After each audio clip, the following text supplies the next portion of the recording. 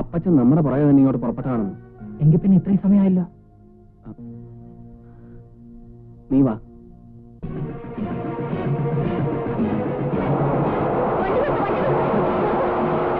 എന്താ അന്നക്കുട്ടി? ഞാൻ നിങ്ങളെ കാണാൻ ഇറങ്ങിയതാ. എന്താ കാര്യം? അവിടെ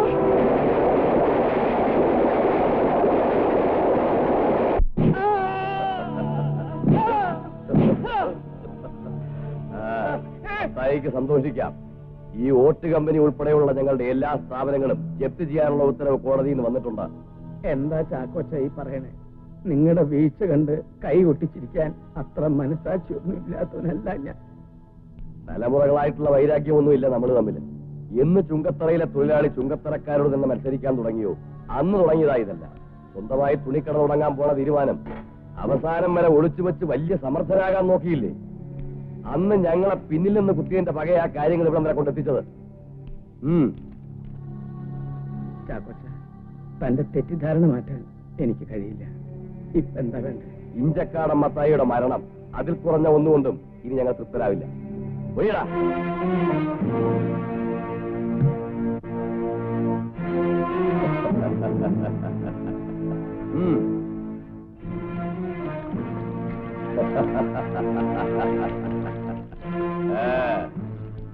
ഒരസ്ഥി കഷണത്തിന്റെ തരി പോലും ബാക്കിയുണ്ടാവില്ല. അതാ ഇതിന്റെ ഒരു ഗുണം.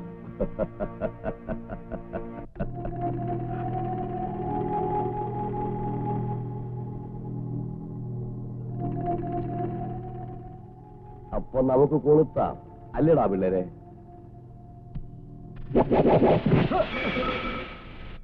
പിടിച്ചിട്ടാവരെ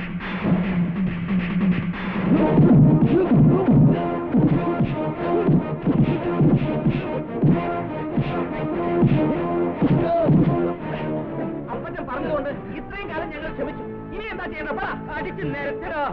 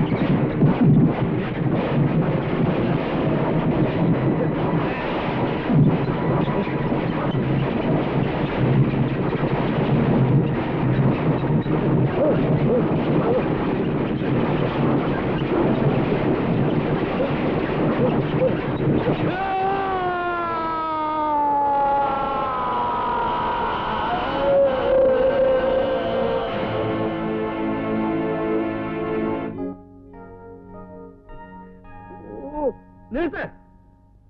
പിന്നെ അപ്പച്ച ഷെർലി പെട്ടിയൊക്കെ അടുക്കി വെച്ച് വീട്ടിൽ പോവാൻ നിക്ക. എന്താ അവള് പോണ്ടേ? അതല്ല അപ്പച്ച, പറയാനുള്ളത് തുറന്നു പറയടാ. അത് പിന്നെ അമ്മച്ചി പറ. അയ്യോ ഞാൻ പറയത്തില്ല, അന്നക്കുട്ടി നീ ഏയ്, പറയണേ. എനിക്ക് നാണോ, ഞാൻ പറയത്തില്ല. അമ്മച്ചി പറ. മക്കളെ നീ തന്നെ പറയണം. അമ്മച്ചി പറ. അമ്മച്ചി അറിയില്ല. ആ. ആരെങ്കിലും ഒന്ന് പറഞ്ഞു തോലക്കി. അപ്പച്ച ഇവരെല്ലാരും കൂടി പറയുന്നു ഞാൻ ഷെർലിയെ വിവാഹം കഴിക്കണമെന്ന്. അപ്പൊ ഇതായിരുന്നു നിന്റെ മനസ്സിൽ അല്ലേ? ഇതല്ലേ? ഇതുവരെ ഈ അമ്മയുടെയും മക്കളുടെയും താളത്തിനൊത്ത് ഞാൻ തുള്ളി. ഇനി ഈ അമ്മയുടെയും മക്കളുടെയും താളത്തിനൊത്ത് തുള്ളാൻ എന്നെ കിട്ടുമെന്നാണ് എനിക്ക് തോന്നുന്നത്. അല്ലേ എലിക്കുട്ടി? അതന്നെ. ഇതന്നെ. ആ,